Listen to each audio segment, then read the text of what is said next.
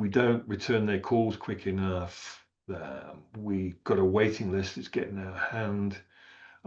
You're afraid to go and bring the subject up with customers. Trust me, I will go and do it. And I will do it in a way where they understand that we get where you're coming from, we're going to improve it. Mm-hmm. And it was about taking that approach. So where are the customers at? Where are the people making these products, delivering the service at, one by one? And I mean a proper conversation with 100 people, one-on-one. How's your family? How long have you been here? What time do you get in? Do you think the workwear's up to scratch, the PPE? What do you like most about being here? I worked out who didn't want to be here, who we would have until they were at retirement age, and what we needed. We increased the workforce. We created an apprenticeship program. We marketed the product better. We went out and we spoke to customers more. I changed the sales team. I changed the sales strategy. I changed the marketing. I changed the people who did the marketing. And our philosophy became honesty all the way. It was always there, integral to the company, but honesty all the way. We can do that. We can't do that. We can get at you by this time. We can't get at you by that time. We will take your old product back in exchange for the new one. It was every obstacle a customer could have, we overcame. And that was transformatory, but the philosophy, their approach to that was always, we've got to keep doing all the things we're renowned for. We've got to do them better. So, and that's the approach to transformation. Philosophy number one, don't lose sight of what you're doing okay at, but really understand and get it to a real granular level. And we're talking about people. Every organization is about time, people, money. You know, the money's got no personality whatsoever, Chuma. But if you're doing it right, you'll have some money. Time is a limited resource, and you've got to be really efficient with it. But if you haven't got the people, you're stuffed. So go and understand your people. And if they say, I don't like working here, you don't pay me enough, I don't get long enough for lunch, the PPE's rubbish, that's fine. Let's tackle all of that. But ultimately, there's something really wrong with them. What is it, and how can we make it better? So where do transformation initiatives fall short from your experience? Oh, I'm going to be really, really controversial.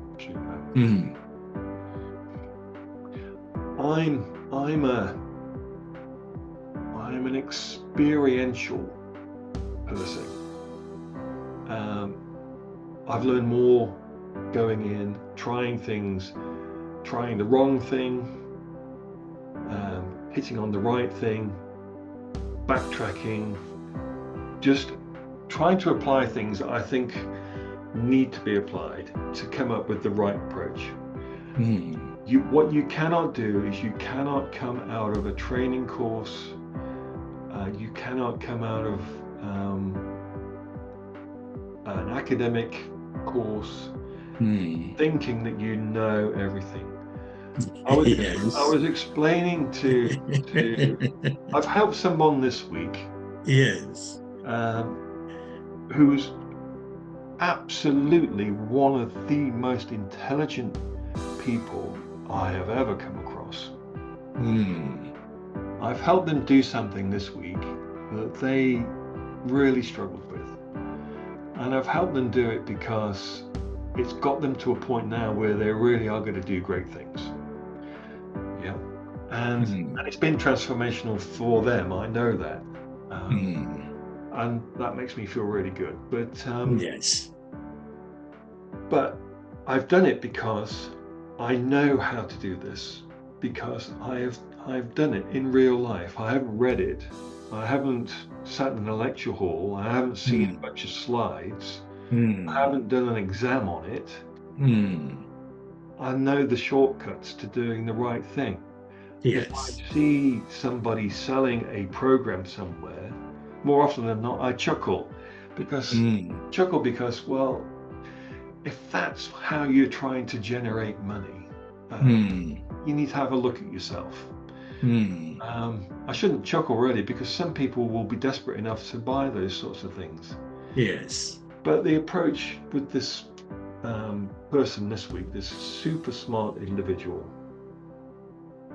they brought up the word genius. I refuted it completely and said, it's not. If you think about this, all you've got to do is go, well, what does the person asking for these things really want? Go and wear their shoes, put their clothes on, get their head on, go, well, they need this, and then give that to them. And if it's something that you're not comfortable with doing, or it's a skill you don't have, don't be afraid to ask. So yeah, with transformation and with what's out there, you've got to understand what you're doing. It can't be. I saw it. I'll share this with you. I saw there's a lot of AI technology out there at the moment. Okay, and I saw someone write a prompt for AI along the lines of, prepare me a slide deck, 8 slides in the McKinsey style, which is really annoying.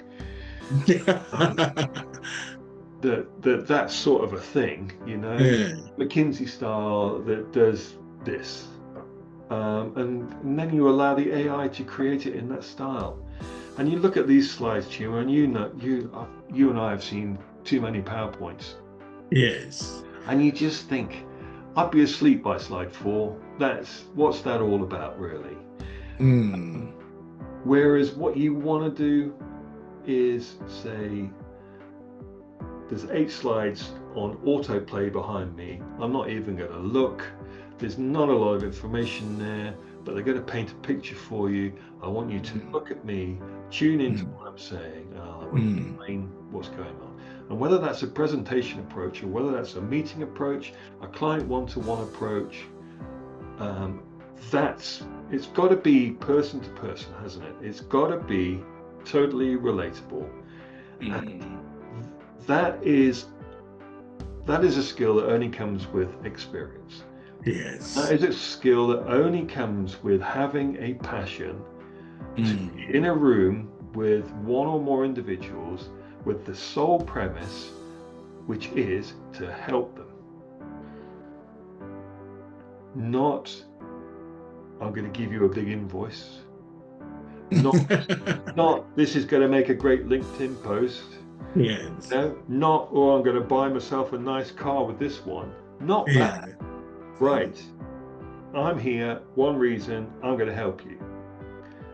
And you don't always get that with when you're buying in that sort of, what you perceive to be that sort of expert service. So far, Andy, you've highlighted the role of feedback in all of this and relatability. Would you say that these two things, with others, of course, you're going to talk about, have, huge impact in innovation, in transformation? What would you say are their roles, really? Innovation is fascinating. The creative mindset is fascinating to me. I've shared with you before, my kids are neurodivergent, ranging from severe ADHD to autism to dyspraxia.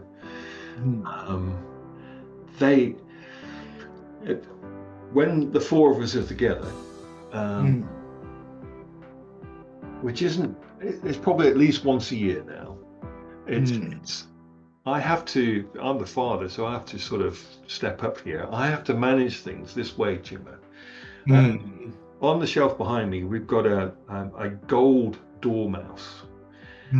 That's the one we've used in the past few gatherings, where you're only allowed to talk if you're holding the mouse. Okay. Otherwise, Yeah. there are so many things coming at you that, Yes. you know, a neurotypical person would really struggle with what the hell is going on here. But Yes. so many ideas, experiences, stories, tales, counterpoints being thrown around, Yes. that I think that whatever attribute any of us have that lends us to thinking, I know why I'm doing it this way, but surely there is a better way to do this. I wonder what that way is. That's the bit. That's the skill. That's the question that we need to have in our heads to be the innovator. And let's face facts. Lots of things in the world can be better than they are, can't they?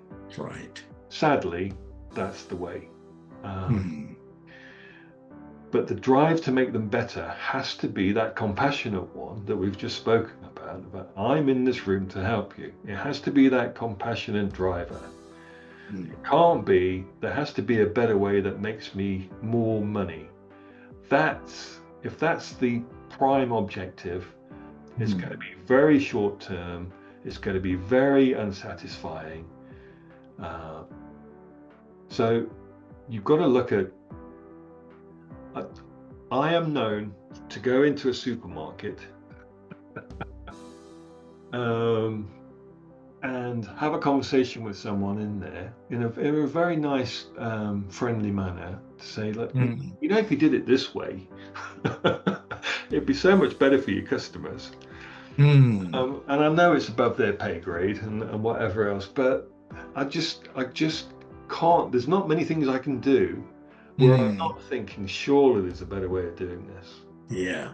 You know, and it's led me in the past to create a company that solved market entry issues for tech companies.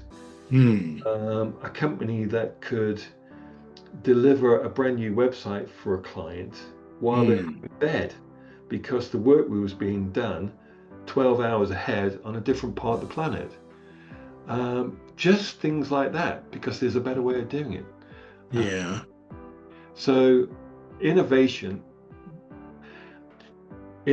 should be a concept that is discussed and taught to our young teenage children. Yeah. Which is why I have written a GCSE in entrepreneurship for 14-year-olds, which has got an AI component to it. It's got a built-in tutor for each student. It can be done in an hour or so a week, and it gives schools additional capacity to deliver qualifications without drawing on additional teaching resource, because the driver around that whole sort of qualification is, you're a young person unencumbered by all the things that bring us adults down, slow us down. We're now encouraging you to think, is there a better way of doing this? You just went ahead of me there, because I was going to ask you a question relating to AI. You know, many leaders associate innovation with technology. I was going to say, apart from the AI company, which I'm coming to after this, is innovation limited to technology? No, I don't think it's just technology. I think we sell ourselves short if we just believe that ones and zeros are going to solve everything or make it better. It's not that. It's not that. If we go down that path to the detriment of our humanity, we've got things wrong. I think we could all be much better in terms of how we relate to people, treat people, respect people, and you know, most businesses are going to need a human element. There won't be any autonomous businesses that have no human beings. Not in the short term, at the very least. And even if there were such a business, some human somewhere is going to be a shareholder in that. So there's always going to be a human. There's always going to be a human connection. Yes. But ones and zeros aren't the panacea for everything. Indeed. And it's fascinating to see people jump on the bandwagon of AI at the moment. And I'll just share this. There's a very, very well-known investment business in the US called Sequoia Capital, and they run a series of sessions, and they had one of the most dynamic and inventive people on the planet from Google as one of the guests on this. Not only is he behind DeepMind and a lot of stuff that Google's doing at the moment in terms of AI, he's also smart enough to develop the hardware to deliver better AI. And it was funny for me, Chuma, because in the room, you can imagine all of these wannabe unicorn owners, coders and so on in the audience. And one of them piped up and said, how long do you think it will be before AI replaces a junior engineer in a software company? Thinking that it will never happen. And he said, looked at his watch, said, end of the year? And there was nervous laughter, because these guys had all just figured out, hang on a second, if that's the person beneath me who's going to be out of circulation, then why are we still training people to do that job when that job's going to have 100% redundancy in a year or so? So what I'm saying there is that what you've got to do is not go, oh my God, I'm going to be out of a job, but what job do I need to do to work in partnership with technology? Yeah. So what do I need to be better at? What do I need to retrain to do? Not, oh my God, I'm going to be delivering shopping for a living or driving an Uber. What do I need to do differently to be the human that leads on that technology? So is AI a friend or a foe then?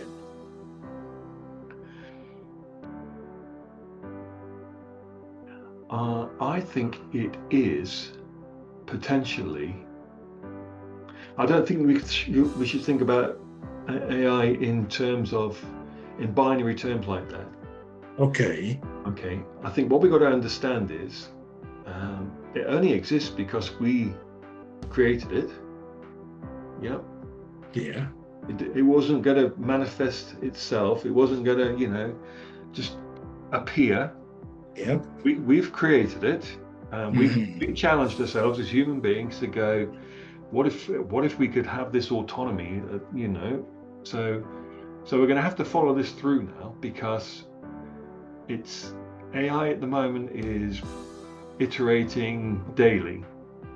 And 1 minute so and so's ahead, and next minute they've been overtaken, and next minute this company's just disappeared altogether. So what we've got to understand is, it's like, why would you start a business, Chuma? What's my vision here? What's my purpose? What are my values? It just comes down to that.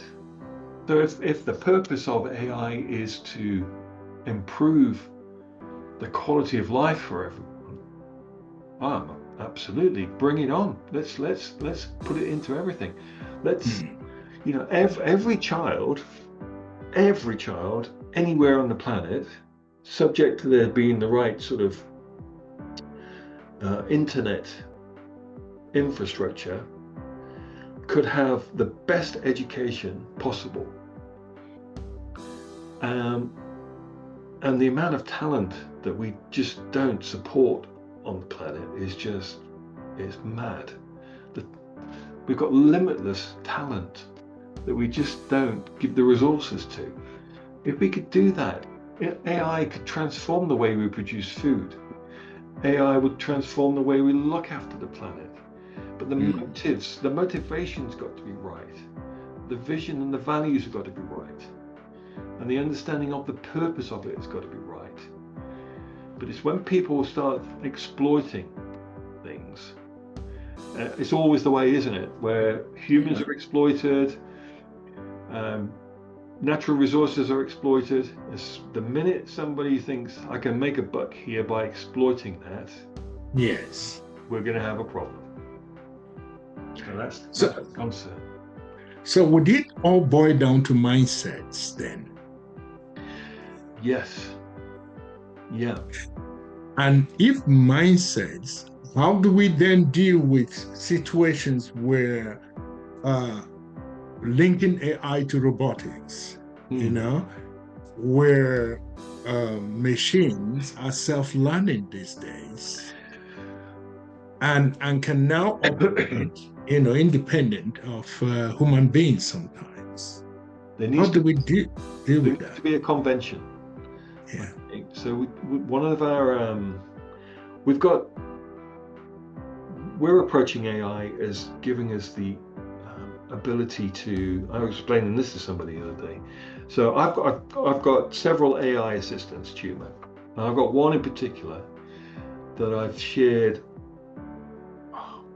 lots and lots of documents. I share my calendar, notes, podcasts, YouTube videos, all sorts of things with this particular AI. This is my sort of second brain. So I will say, look, I'm thinking of doing this. Is it something that we should consider? Yes. And those conversations have led to, we've got a fledgling business called Principled Futures Advisory. Wow. Say that again. Say that again, Andy. Principled Futures Advisory. Okay. Its whole premise is to assist organizations with their AI code of ethics and how that relates to their ESG position. So it transfers across to their governance, their social standing, and their environmental position. Because I think whether they're inextricably linked now or they certainly will be in the future. So it's a specialist practice that only focuses on that, because it asks the question, yes, what do we do with AI? What's acceptable? What isn't acceptable? And I think at some point, it would be nice to think the United Nations could come up with a convention on the use of AI that every country on the planet signs up to. These are the things that we will do. These are the rules we will abide by, and these are very definitely the things that we are not going to go and do. Okay. Yeah, coming back to the controllable element, which is human right now in terms of our mindsets and all that. Yeah. I'm relating it to what you know, Andy. We have been standing and focusing on, which is innovation, that's what gave birth to the Global Leaders and Business Awards. That's what's driving the GLB podcast, innovation, because we truly believe in people thinking differently, people operating differently, people functioning in ways that would always improve things, other than the normal that we have always known. Now, what habits of behavior do you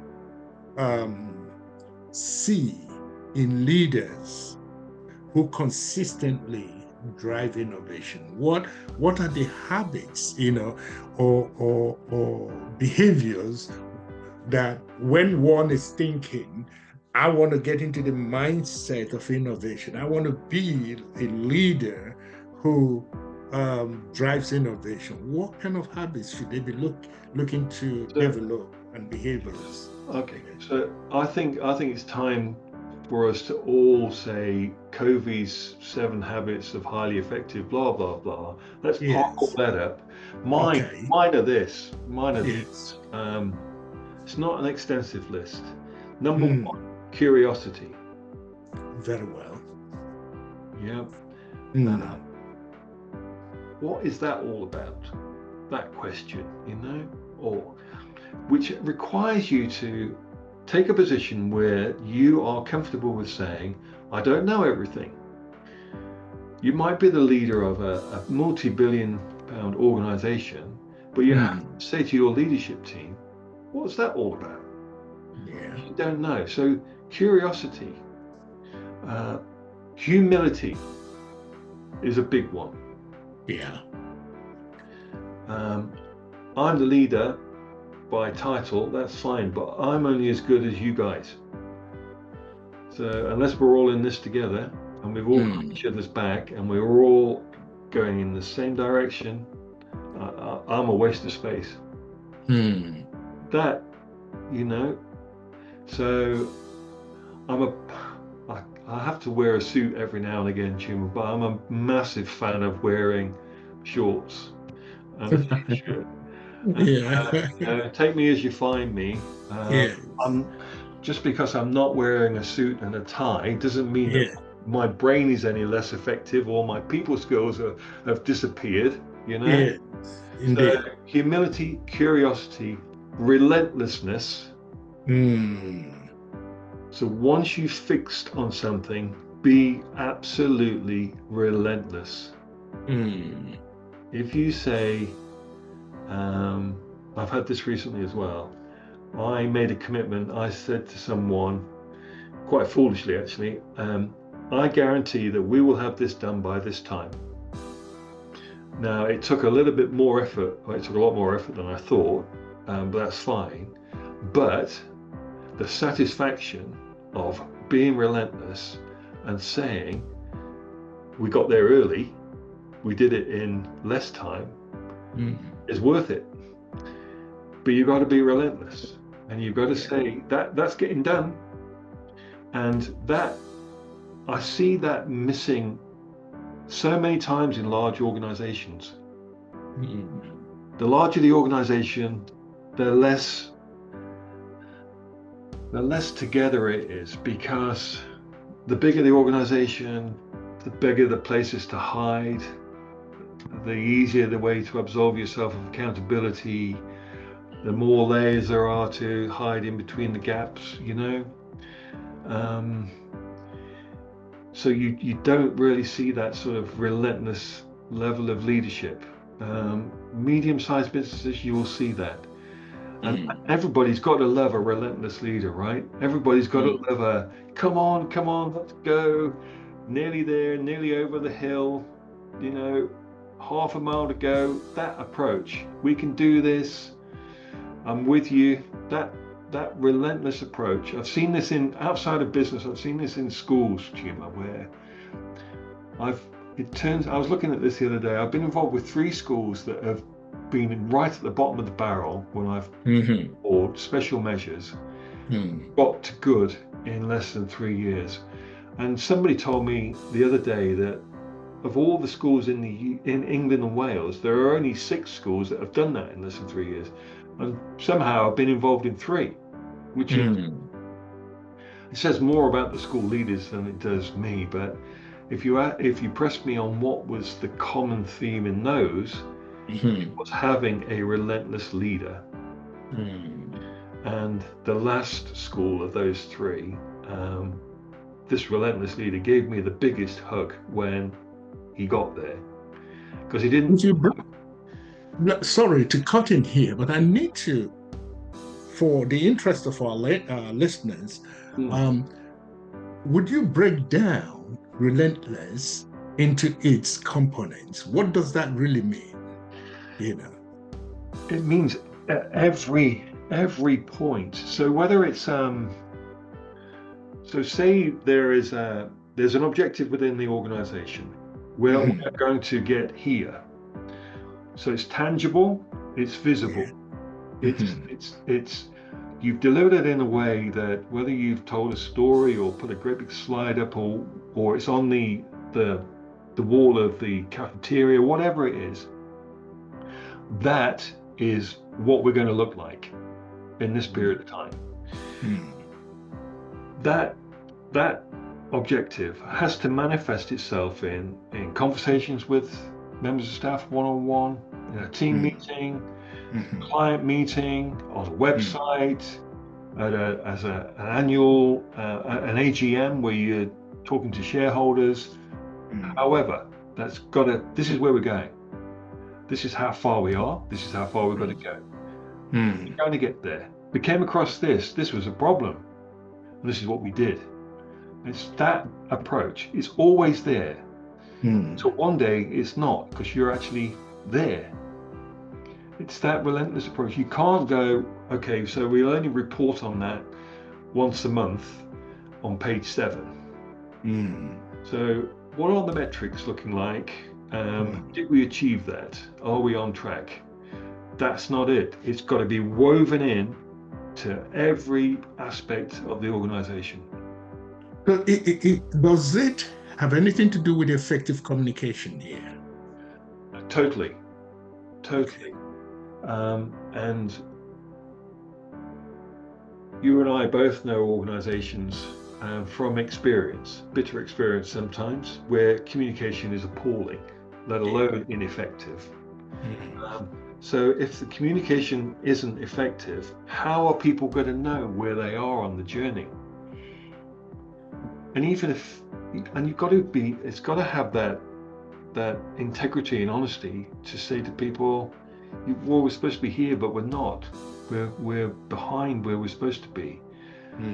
We all need to try harder. We all need to do this. So come on. And that's how leaders bring everyone together. It's the good leaders are the first ones to say, we're not there because of me. So I own that. But this is where I think we went wrong. So we're going to try this. Are you with me? Absolutely. So communication is huge, and the communication is not the quality of your corporate publications, your newsletter, the email to all staff. It's not that.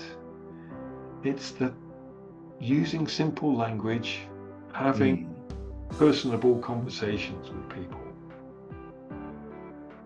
So here we're looking at the curiosity element. We're looking at the humility aspect. We're looking at relentlessness. Incorporating effective communication in terms of the kind of habits, the kind of behaviors that people have to imbibe to develop really the drive for innovation. Yes. Absolutely. This is incredible. This is incredible. Incredible, but also very simple. Yeah. And it's simple because it does work. It's people who try to overcomplicate things and second guess themselves, Chuma, and go, is it really as simple as humility, curiosity, and relentlessness? Or could it be this?